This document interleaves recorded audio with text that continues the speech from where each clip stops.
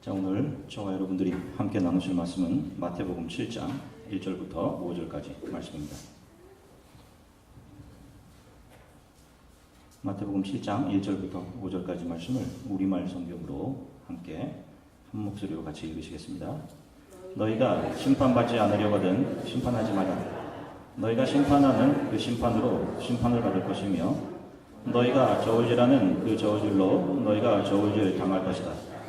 어째서 너는 내 형제의 눈에 있는 티는 보면서 내 눈에 있는 들보는 깨닫지 못하느냐? 내 눈에 아직 들보가 있는데 어떻게 형제에게 내 눈에 있는 티를 빼주겠다라고 할 수 있느냐? 이 위선자야, 먼저 내 눈에서 들보를 빼내어라. 그런 후에야 내가 정확히 보고 형제의 눈 속에 있는 티를 빼낼 수 있을 것이다. 아멘. 잠시 기도하겠습니다. 사랑의 주님, 참 감사합니다. 우리에게 분초와 시간과 우리에게 모든 것들을 공급하시는 분이 하나님이심을 고백합니다. 주님, 한 주간 동안 세상 속에서 하나님께서 우리에게 보여주신 영원한 하나님의 나라, 하나님께서 우리에게 열어주신 영원한 구원의 삶을 잃어버리고 살았을 수 있습니다. 이곳은 하나님의 임재가 있는 곳입니다. 하나님, 우리 안에 어떤 죄가 있었던지 하나님, 그 죄가 만들어내는 올가미와 사슬을 성령께서 좌정하셔서 부숴내어 주시고 세상만큼 세상을 향해 가짓뻗은 우리의 세상 사랑과 자기 사랑을 성령의 검으로 베어내어 주시기를 간절히 소망합니다. 이 자리에는 온전히 치유만 있게 하시고 회복이 있게 도와주시기를 간절히 소망합니다. 감사드리며 예수 그리스도 이름으로 기도드립니다. 할렐루야. 여러분 한 주간 동안 평안하셨습니까? 옆에 분들 좀 보고 인사를 조금 나눌게요. 한 주간 잘 지내셨습니까? 네. 아멘. 자, 몇 주 동안은 이제 교회가 연합된 이후 우리가 이제 복음에 대해서 명확히 알아야 될 필요가 있어 예수께서 산상에서 하신 말씀 중 몇 가지 중요한 부분들을 몇 주에 걸쳐 나누도록 하겠습니다. 그리고 전에 말씀드린 구약성경 사사기의 내용의 말씀들을 하나씩 강의해 가도록 하겠습니다. 인간은 사회적 동물이다. 또 인간은 사회를 떠나서는 아무것도 할 수 없다. 수많은 사회학자들이 인간의 사회성에 대해서 이야기를 했습니다. 인간은 사회 속에서 때로는 자신의 역할에 의해서 또는 다른 사람들이 나의 역할에 대한 기대에 반응하면서 사회 안에서 기능적으로 움직여가는 존재들이다라는 것, 이것이 사회학에서 정의하는 인간의 사회성에 대한 정의입니다. 인간은 창조되어질 때부터 이런 사회 안에서 기능하며 살아가도록 창조되었습니다. 그 최초의 사회는 하나님을 머리로 모신 사회입니다. 그 안에서 인간은 자신의 존재의 의미를 발견해 다른 창조물들과 조화를 이루며 살아가도록 지어진 하나님 절대 의존적인 존재입니다. 저와 여러분들이 그래요. 창조될 때부터 인간은 절대적인 존재가 아닌 의존적인 존재로 만들어져서 창조자 앞에서 절대 순종의 자리에서 그분으로 인해 기뻐하고 그분이 공급하시고 채워주시는 생명력으로 공급받아 살아가도록 지어진 그런 존재였습니다. 그런데 이 인간이 이 순종의 자리, 자녀의 자리를 걷어차 버리고 스스로가 하나님 자리, 공급자, 개별자가 되려고 했어요. 자신들이 선악의 판단자가 되려 하고 자신들이 공급자가 되려 하고 자신들이 모든 가치 판단의 기준이 되려 했습니다. 철저히 공급받아 살던 사람들이 자기 힘으로 공급하려고 한 겁니다. 또 하나님이 아닌 세상의 힘으로 자신들을 보호할 수 있다고 생각하고 믿고 스스로의 힘으로 행복해질 수 있다는 생각을 해요. 지금 수많은 세상 사람들의 세상을 살아가는 그런 방식이 추구가 이런 것이에요. 스스로의 힘으로 행복을 누리고 원하는 재화와 가치, 자기 명성을 얻어낼 수 있다라고 생각하기 때문에 열심히 공부하고 선을 행하고 일하고 도덕적으로 바르게 살고 그래서 세상에서 성공하고 그러면 그렇게 사는 삶에 바른 삶이라는 가치를 부여합니다. 성공한 삶, 바른 삶. 자, 이렇게 이 세상에 뿌리를 두고 자신의 개별성을 주장하며 세상적인 가치를 붙들고 사는 이 세상에 속한 사람들이 만들어내는 것들 중 대표적인 것이 비판입니다. 스스로가 개별자로 전능자 하나님이 되어 있기 때문에 또 다른 사람이 자신보다 전능한 것을 인정하지 못하는 것이고, 거기에 모든 화를 쏟아내는 입술의 폭력이 바로 비판인 거예요. 오늘 본문은 예수께서 유대인들과 종교자들, 바리새인과 서기관들이 대부분인 그 앞에서 설교하신 산상수훈의 마지막 부분입니다. 이 설교를 듣고 있는 대부분의 사람들은 유대교 안에 있던 사람들이었고 유대교회죠. 소위 하나님을 사랑한다고 했던 사람들입니다. 이들 중 많은 사람들이 자신의 종교적인 열심을 기준 삼아 다른 사람들을 자기의 자로 재어내고 그래서 그들의 모자람을 비판했어요. 하나님을 사랑한다고 하는 사람들이 다른 사람들을 비판하고 판단할 때 그 기준을 삼는 것은 대부분 율법입니다. 율법은 선한 의도로 하나님께로부터 주어진 것이에요. 그 율법 안에는 자기 자신을 죽여서 다른 사람을, 심지어는 원수까지 살려내는 사랑을 근본으로 담고 있습니다. 그 율법이 담고 있는 의미를 직접 몸으로 완성하여 보여주신 것이 바로 예수 그리스도께서 지신 십자가 사건이에요. 자기를 내어주심입니다. 그런데 하나님처럼 되어서 그 영광을 가로채겠다고 하나님의 은혜의 품에서 스스로 뛰쳐나간 인간들이 어떻게 감히 자기 자신을 죽여 다른 이들을 살려내는 사랑을 만들어낼 수 있겠어요, 여러분?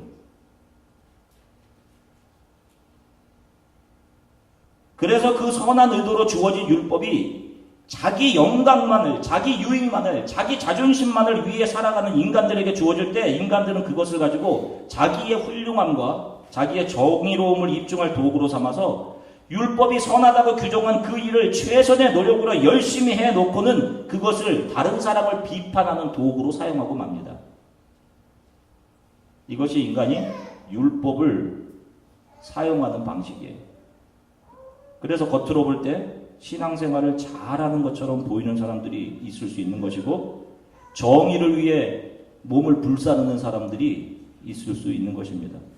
그러나 결국 그들은 기본적으로 아무런 조건 없이 자신의 모든 것을 내어주는 사랑을 할 수 없는 무기력한 존재들이고 죄와 허물로 이미 죽어 있는 사람들인 것입니다. 여러분, 그런 우리들이 무슨 선한 것을 만들어낼 수 있겠고, 그런 우리들을 통해 어떤 절대적인 정의가 만들어내어질 수 있겠어요?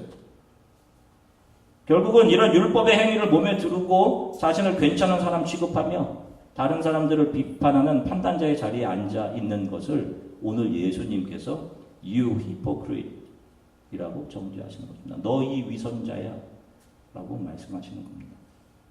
다른 이들의 눈 속에 있는 티는 정확하게 찾아내면서 자신의 눈 속에 있는 들보는 인식조차 하지 못하고 있는 사람들이 바로 죄 속에서 살아가는 사람들이에요.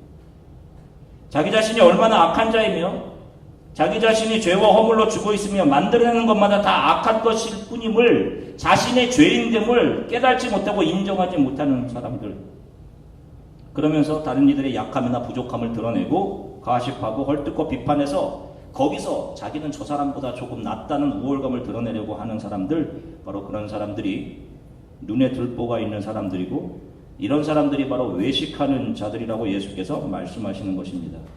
바로 이런 사람들이 죄와 허물로 죽어 이 세상에 속해 있는 사람들이에요.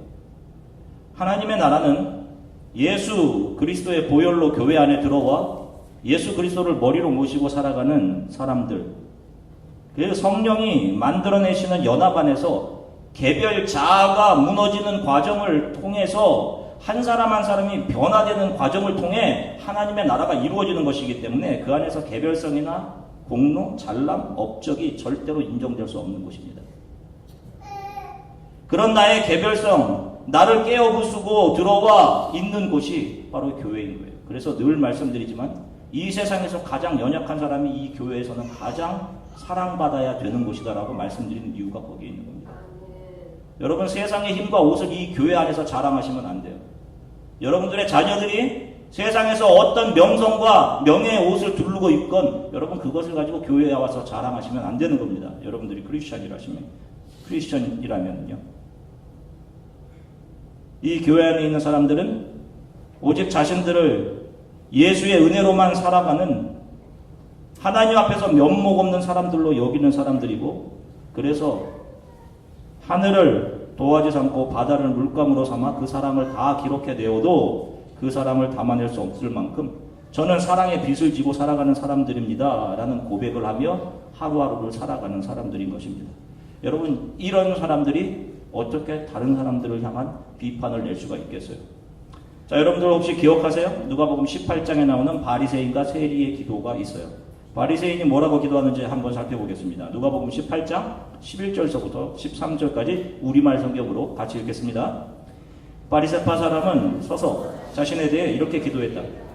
하나님, 저는 다른 사람들, 곧 남의 것을 빼앗는 사람이나 불의한 사람이나 간음하는 사람과 같지 않고 이 세리와도 같지 않음을 감사합니다. 저는 일주일에 2번씩 금식하고 얻은 모든 것에 11조를 냅니다. 그러나 세리는 멀찍이 서서 하늘을 쳐다볼 엄두도 내지 못하고는 가슴을 치며 말했다. 하나님, 이 죄인에게 자비를 베풀어 주십시오. 자, 이 사람이 어떤 사람이냐면, 산상수훈을 읽어보신 분들 알겠지만 그 산상수훈에 등장하는 율법적인 요소들, 사기를 치거나 불의를 행하거나 간음하지 않은 사람이었습니다. 이 바리새인은요, 일주일에 2번씩 금식하고 소득의 11조를 꼬박드리는 종교적인 사람이었습니다. 얼마나 도덕적으로, 율법적으로, 종교적으로 훌륭한 사람입니까? 그런데 왜 이 바리새인이 하나님의 칭찬을 받지 못하는 것일까요? 그것은 그가 행한 모든 행위들이, 그가 행동하고 그가 말하는, 그가 다른 사람들을 판단하고 비판하는 모든 것들이 하나님의 은혜와 죄와 허물로 죽은 자기 자신을 긍휼히 여겨주신 그 하나님의 무한하신 사랑에 대한 반응에서 나온 것이 아니라, 저기 앉아있는 저 셀이라는 사람과 상대적으로 비교해 자기가 더 나은 인간, 괜찮은 인간이라는 자기 우월감과 자기 사랑에서 나온 자기 만족감 챙기기 위한 행동들이었고, 마치 자신의 종교적인 열심과 노력, 자신의 의지가 자신을 괜찮은 사람으로 변화시킨 동인인 것처럼 자신의 대단함을 자랑하기 위한 것으로부터 나왔기 때문에 이 사람이 하나님으로부터 외면당하고 있는 것입니다. 이런 식으로 하나님의 율법을 자신을 내어주신 십자가의 사랑으로 적용해내지 못하고 여전히 자신을 사랑하고 자신의 의를 가지고 다른 사람들을 비판하는 데 사용하는 사람들은 반드시 하나님으로부터 판단과 심판을 받게 되어 있다는 것입니다. 그들이 염소인 것이에요. 11조 제대로 못하고 기도생활 잘못하고 때로는 부정직하고 정의롭지 못한 행동을 하고 명예나 물질에 약하고 형제에 대해서 분노하는 것은 하나님 앞에서 티끌과 같은 겁니다, 여러분. 그러나 하나님 앞에서 정말로 눈에 들보처럼 여기면서 하나님께서 싫어하시는 것은 인간이 하나님을 무시하고 개별적인 존재가 되어서 스스로 하나님 되어서 하나님의 영광을 가로채고 교만하며 살아가는 것입니다. 여러분들이 종교적으로 부족해도 상관없어요. 윤리적으로 부족해도 상관없습니다. 그러나 여러분들이 하나님같이 되어 있으면 안 됩니다. 이런 사람들이 만들어내는 것이 비판인 거예요. 그러면 어떻게 해야 됩니까? 우리가 우리 안에 있는 이런 들보를 스스로 빼어내야 하는 것입니까? 그렇다면 우리는 스스로 하나님 되어 있는 것이고 우리는 스스로 노력으로 선해질 수 있는 게 분명해요. 그렇지 않습니까? 그렇게 할 수 없잖아요. 그러면 이 들보를 제거하기 위해 우리가 무엇을 해야 하는 것일까요?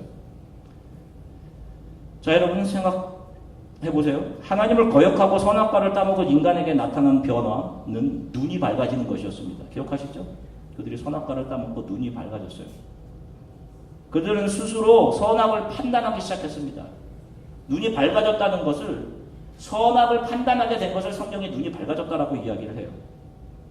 들보는 바로 인간이 죄를 범하는 순간 인간이 선악을 판단하게 되면서 인간 안에 자리 잡은 것입니다.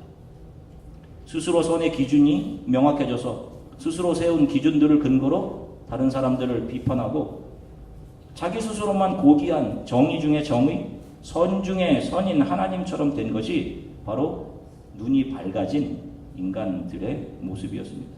그리고 성경은 바로 이렇게 세상에 대해 눈뜬 자들을 눈에 들보가 있는 자들이라고 규명을 하는 것입니다.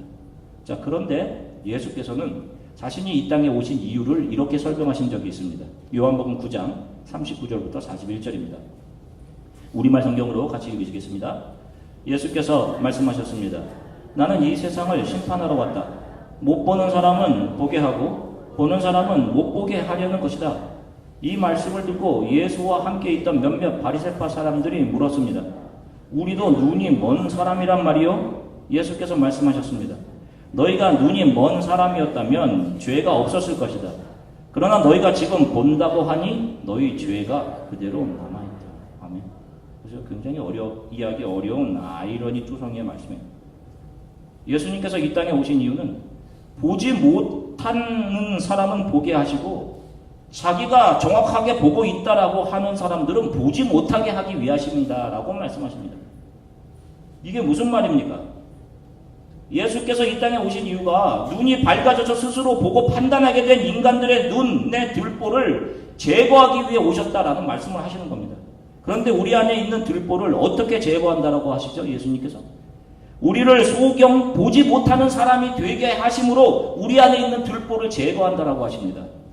그래서 예수 그리스도 안에 있는 사람들은 세상을 향해 소경되는 것이에요. 세상을 향해 소경되고 스스로가 가지고 있던 의지와 계획, 판단 기준들이 예수 그리스도의 은혜로 씻겨 내린 자들, 그 은혜를 감사하고 감격하며 그들의 평생 삶 동안 때로는 너무도 감사해서 때로는 자신의 죄에 대해 애통하며 흘린 눈물로 그들의 들보가 씻겨져 내려간 사람들을 바로 그들을 성경은 거듭난 성도들, 세상에 대해 소경된 사람들이라고 하는 거예요. 그래서 철로 역정에 나오는 크리스찬이 마지막 유혹의 도시를 지나가면서 세상에 대해 눈을 감겨주세요, 주님. 세상에 대해 소경되게 해주세요. 라고 기도했던 것입니다. 이들은 날마다 스스로를 믿음이 없는 연약한 사람들, 하나님의 긍휼과 자비와 은혜가 없이는 살아갈 수 없는 사람들임을 날마다 간구하는 사람들이에요. 그러나 자신이 자신의 능력으로 나는 잘 살고 있고 분명하게 보고 판단하며 잘 살고 있다라고 스스로 생각하는 사람들, 그래서 그들의 의와 가치로 다른 사람들이 내 기준에 조금 미치지 못할 때 그런 사람들을 비판하고 판단하는 그런 사람들이 하나님 보시기에 진짜 소경들이라고 하시는 겁니다. 그리고 그들의 죄는, 그들의 들보는 여전히 그들이 본다라고 지금 하고 있기 때문에 그들 안에 그대로 남아있게 되는 거예요. 그래서 그것이 심판날에 그들이 심판받을 영소임을 스스로 증명하게 되는 것입니다. 아시죠? 그 영소들이 제가 하나님께 이렇게 많은 일을 했는데요 라고 하시죠? 바로 이게 내가 본다라고 하는 증거인 것이에요. 사랑하는 주안의 교회 성도 여러분, 우리 안에 있는 죄를 절대로 가볍게 여기셔서는 안 됩니다. 여러분. 그 죄는 사람으로부터 나오지만 실은 사탄으로부터 나오는 거예요. 그 죄가 사람의 속에서부터 바깥으로 드러날 때에는 반드시 목적이 있습니다. 그것은 단순히 한 사람이 다른 사람에 대해 화를 내고 보복하려는 수준을 넘어서서 그들이 속한 가정과 공동체를 죽이게 하고 모두를 악한 올가미로 얽어매어서 그들 중 몇 명을 하나님으로부터 멀어지게 하고 등 돌리게 하고 사단이 원하는 바 영원한 사망으로 끌고 가려는 것을 목적으로 합니다. 그래서 여러분, 내 안에 다른 사람이나 배우자나 교회 성도들에게 비판이나 험악한 말이 나오려고 할 때마다 그 말이 단순히 나의 화가 저 사람에게 풀어지는 것이 아닌 우리 가정을, 우리 공동체를, 우리 교회를 죽이고 이 가운데 몇몇을 하나님으로부터 떼어놓을 수 있다는 사실을 반드시 기억하시고 여러분들이 말하고 행동하셔야 합니다. 그래서 크리스찬들이 화가 날 때 가장 먼저 해야 될 것, 기도인 것입니다. 기도인 것. 다시 한번 말씀드리지만 우리 주안의 연합 감리교회 성도들 모든 말에서 다른 사람들에 대한 비판이나 가십, 비난, 가시돋친 말이 있어서는 안 됩니다. 그것이 여러분들에게로부터 나오는 것이 아니라 사단의 지옥의 불에서부터 나오는 것이 분명하기 때문에 그래요. 만약에 예수 그리스도가 여러분들을 그렇게 대하셨다라고 생각하는 분들은 그렇게 똑같이 대하셔도 됩니다.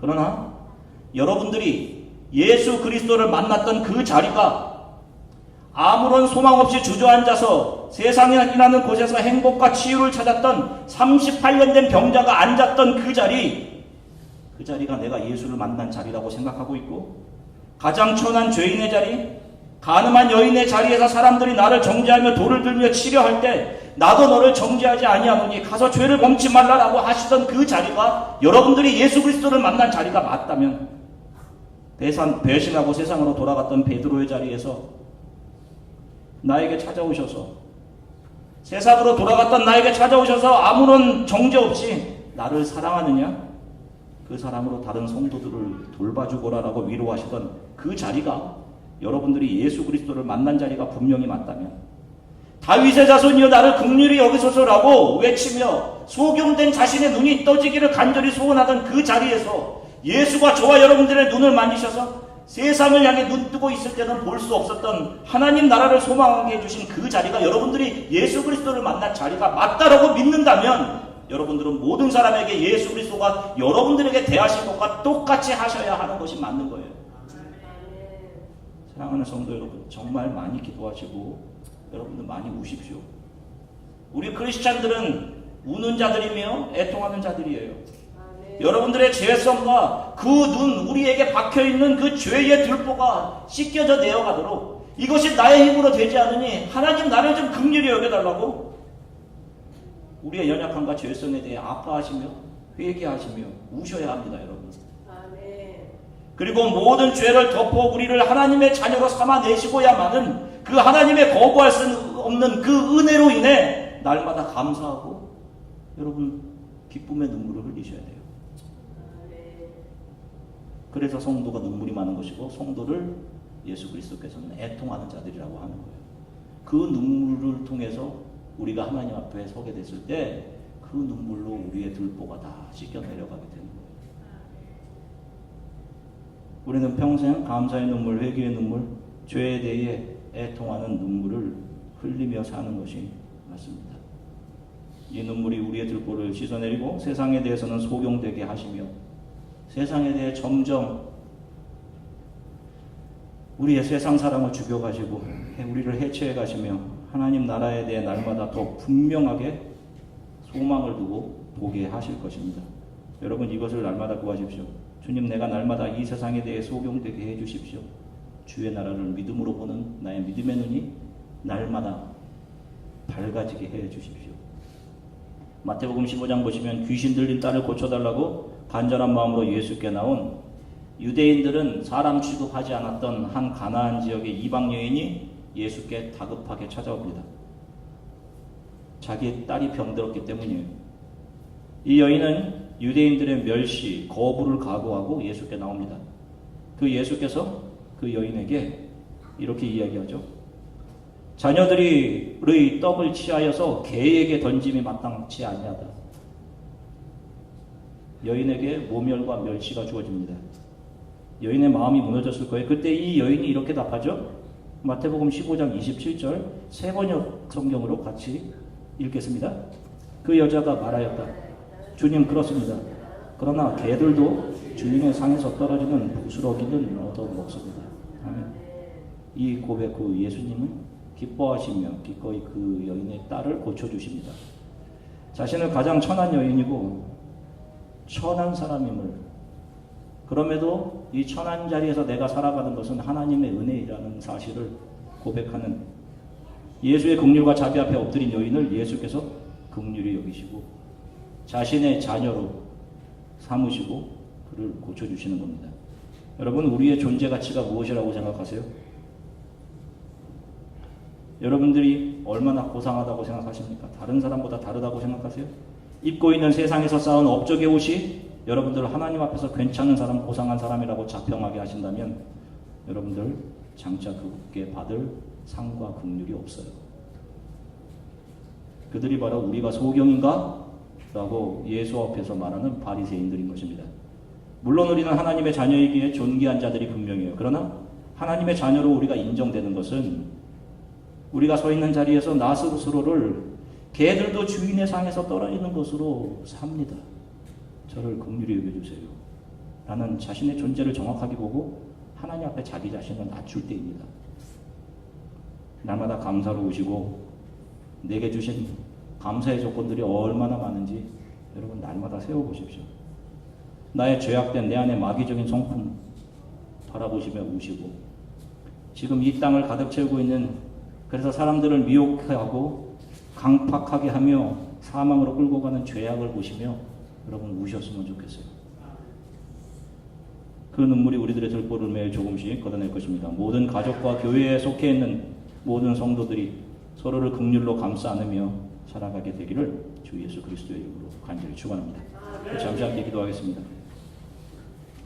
제가 다른 가족과 사람들에게 가했던 비판, 판단을 회개합니다. 주님, 함부로 입을 벌려 누군가를 아프게 했던 것을 회개합니다. 저에게로부터 나오는 이 모든 것이 단순히 나에게로 나오는 것이 아니라 사탄으로부터 나오는 것임을 하나님 말씀을 통해 알게 되었습니다. 반드시 사탄은 이것을 통해 가정과 공동체를 무너뜨리고 그 중에 몇몇 사람을 하나님으로부터 등 돌리게 하려는 무서운 계획들을 통해 우리 한 사람 한 사람을 사용함을 말씀을 통해 알게 되었습니다. 이 땅을 메우고 있는 죄악들, 우리 가정에 있는 이 사탄의 계획들, 교회를 무너뜨리려고 하는 사탄의 계획들, 이것들을 무너뜨려 주십시오. 내 눈을 세상에 대해 감겨 주십시오. 그리고 주님의 나라를 믿음으로 보는 우리의 눈은 더 밝히 떠서 내 평생 예수 그리스도의 은혜와 긍휼, 감사의 눈물과 나의 죄악된 성품에 대한 아픔과 눈물 흘리며 이 신앙의 여정을 지나 하나님 앞에 서게 되게 해 주십시오. 우리 이렇게 하나님 앞에 기도했으면 좋겠습니다. 우리 교회 속한 모든 가족과 교회 구성원들이 사랑으로 하나 되게 함께 기도하겠습니다. 사랑해 주님 참 감사합니다. 아버지 하나님, 오늘 또 사랑하는 성도들과 함께 말씀을 나누게 하셔서 감사합니다. 그렇습니다. 주님, 세상을 향한 우리의 눈을 감겨주시기 위해 오신 주님, 그 앞에서 우리가 소경입니까? 라고 말했던 바리새인들을 바라보고 주님, 우리가 그렇게 살아가고 있었습니다. 하나님, 내가 참 대단한 사람이냐? 하나님 앞에 나의 의지가 또 나의 가치를 증명하기 위해 모든 노력과 심지어는 종교 생활을 그렇게 했습니다. 주님, 긍휼히 여겨주십시오. 주님, 세상을 향해 두고 있던 우리의 눈을 감겨주십시오. 그리고 세상의 눈을 뜬 사람들은 볼 수 없는 하나님의 나라에 대한 온전한 소망들을 믿음의 눈으로 온전히 바라보게 하나님 도와주시기를 간절히 소망합니다. 하나님, 사탄의 역사 앞에